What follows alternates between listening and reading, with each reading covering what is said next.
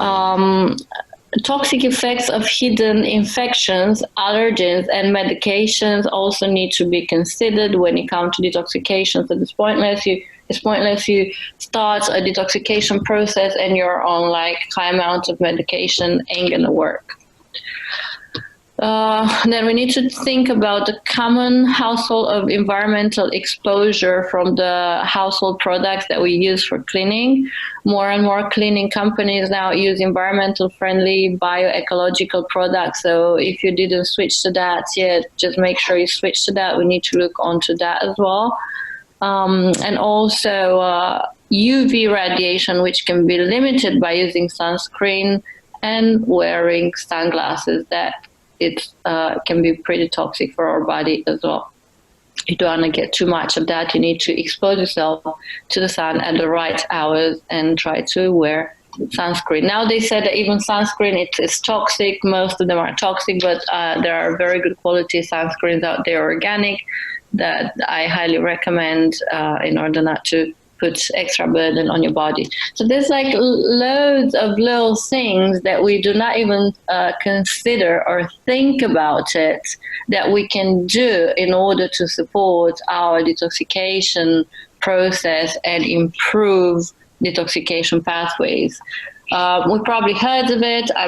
In case you heard of them, I'm reminding you, in case you didn't, just try to implement these little changes in your lifestyle because it will be very beneficial. Then what we can do in terms of diets, in terms of the food that we eat in order to get rid of the toxins and minimize toxin exposure.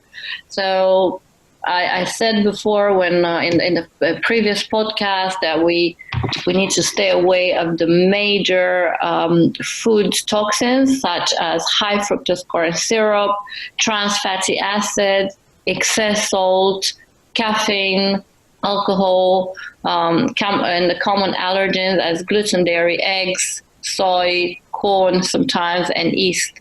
So if you want to completely detoxify, you need to make sure you remove all the allergens and toxins from your diet, such as the things enumerated before, and then you can start a proper detoxification process. I'm not going to go more into that because you already heard of it. It's everywhere. We know about it. All we need to do now is to have the capacity or the intelligence to be able to implement these changes in our lifestyle.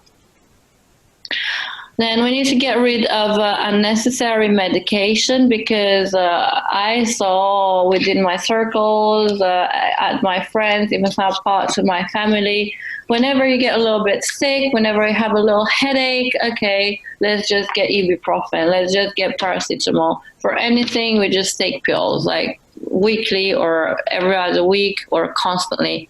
There's lots of people who take all these acid blocking medications such as Protonix, Nexium for stomach issues, and instead of actually going directly to the cause, they constantly refer to the effects of the problem you actually have, doing absolutely nothing, even getting worse.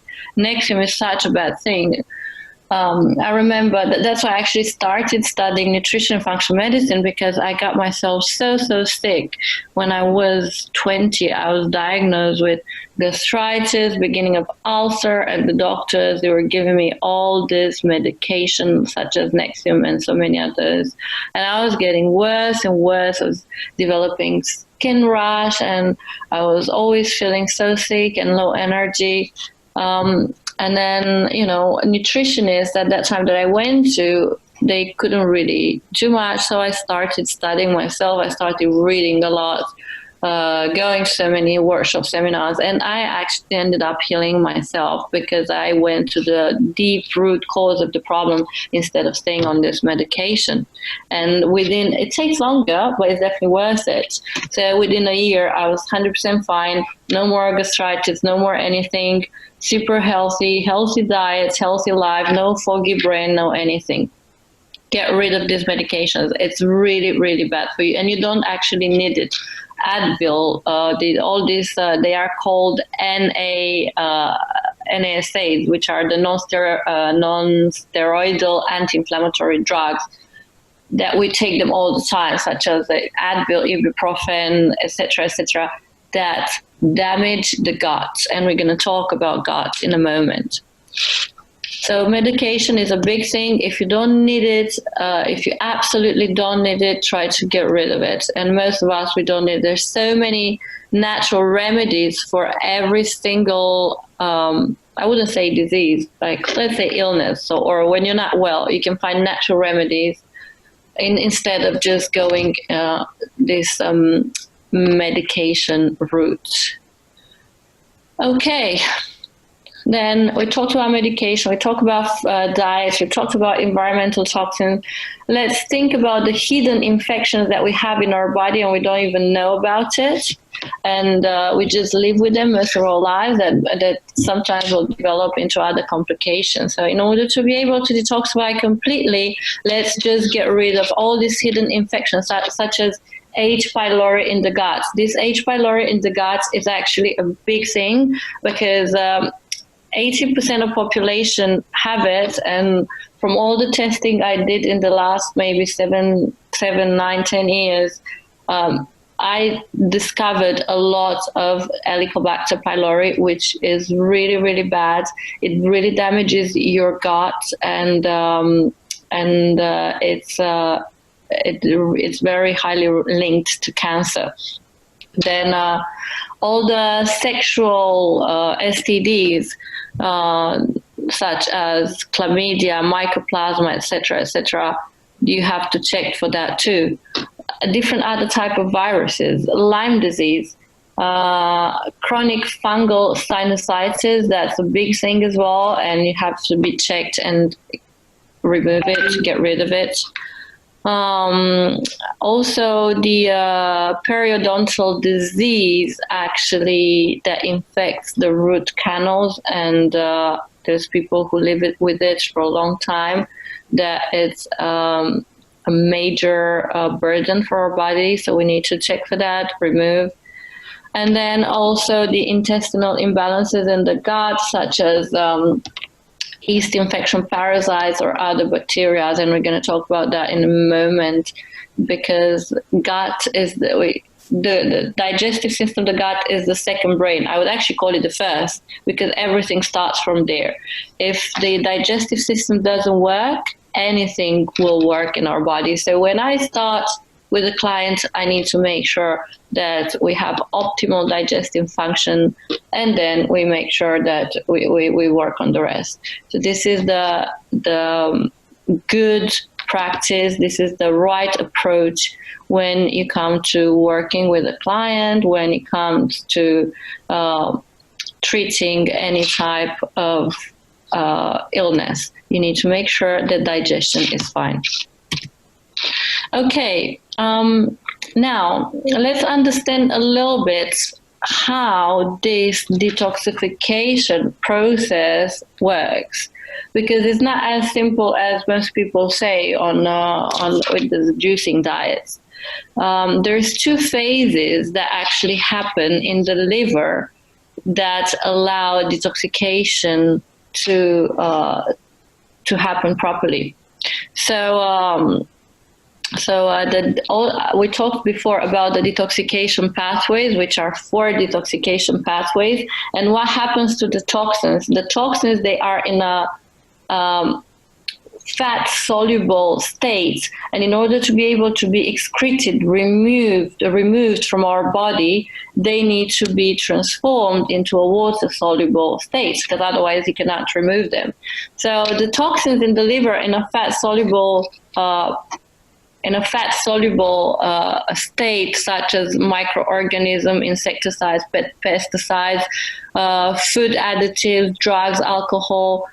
So all these toxins, which are fat soluble in the phase 1, will have to be transformed into water soluble products, which goes into the phase 2 and then eliminated from the body via gallbladder, bile stool, or kidneys, urine. And every single phase from fat soluble to water soluble relies on certain certain ingredients, certain vitamins, and certain other products in order to help these toxins to be eliminated into the phase 2. Because there's certain reactions that happen in the liver at this stage to be able to eliminate the toxins. And I don't want to go too deep into that because it might sound complicated for you. But every single phase of detoxification, phase 1 and phase 2, relies on certain nutrients. For example, on the phase 1, you have all these reactions of oxidation, reduction, hydrolysis, hydration. So in order for these reactions to happen, you need certain nutrients such as vitamin B2, B3, B6, all the Bs. You need the glutathione, you need the BCAAs, you need flavonoids, and you need phospholipids. So without these ingredients, you cannot allow the phase 2 to happen, phase 1 to happen of a detoxification process. So if the phase 1 doesn't happen, you cannot transform the toxins into water soluble in phase 2. So it's very, very important. We are supported by these protective nutrients and plant derivatives in both phases in order to ensure proper detoxification process.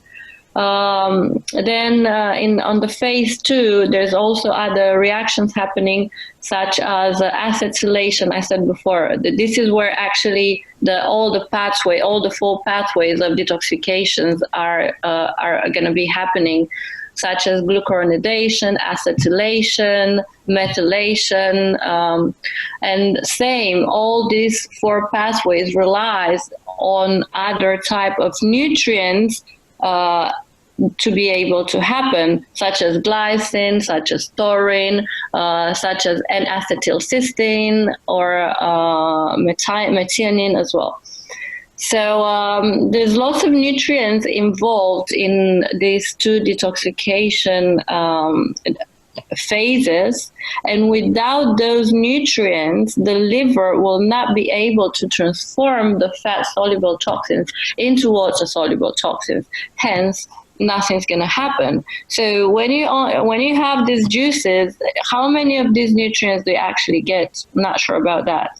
How are you sure that the liver can work so hard and ensure the 2 phases of detoxification will work? Not sure about that.